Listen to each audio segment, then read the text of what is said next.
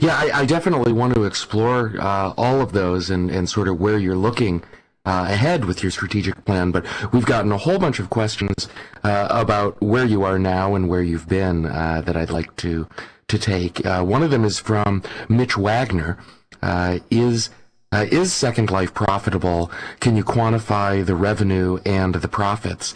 And then a follow-up from Ordinal Malaprop, which just refining that a little. Which parts of the business are profitable and which are not? And, what might we expect to see close down?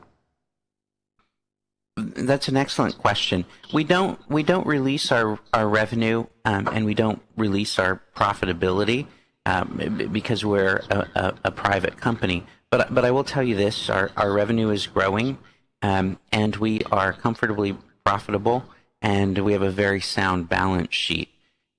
We don't break out profits internally for different business lines because we've never really thought of them as different business lines, meaning it would be hard to think of our land business as separate from the Second Life economy.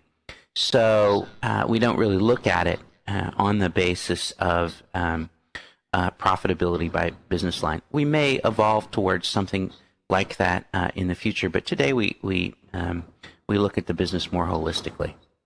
Thank you for not saying you take an organic view of the business. But on that point, actually, Grace McDonough has a question for you. She notes that there was once an organic build, that your company, organic build on Millions of Us Island. Were you the sponsor? What happened to that build? And, can you tell us what the intent was? Sure. We started at my old company a couple of years ago in Second Life, and that was really my introduction to Second Life before I met Philip and well before I considered coming on board. And it was in the midst of the cycle where a lot of marketers were looking at Second Life as a place to share their brands and as a place where companies might recruit new employees. And so we did a build with Millions of Us so that we could, see firsthand what Second Life offered. And we had a lot of fun with it. We did some recruiting events in Second Life, and it was a great kind of orientation to the virtual world for our people. So you view that as, although it was in the early days, that was really during the time that there was so much hype followed by disappointment. You feel that was a success? I do.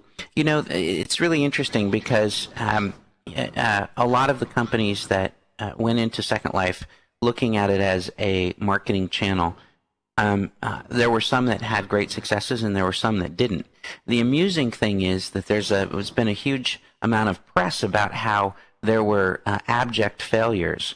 Well, I ran an interactive agency and a web development firm for 7 years, and I can tell you this: the Second Life budgets on the marketing budgets of large companies were a rounding error, and there were probably far more 30-second spots that failed with huge production budgets that would dwarf whatever was done in Second Life. So Second Life didn't put any marketers out of business, and probably didn't cause any to lose their jobs, unlike other more traditional marketing campaigns might. So just a bit of perspective from a marketer.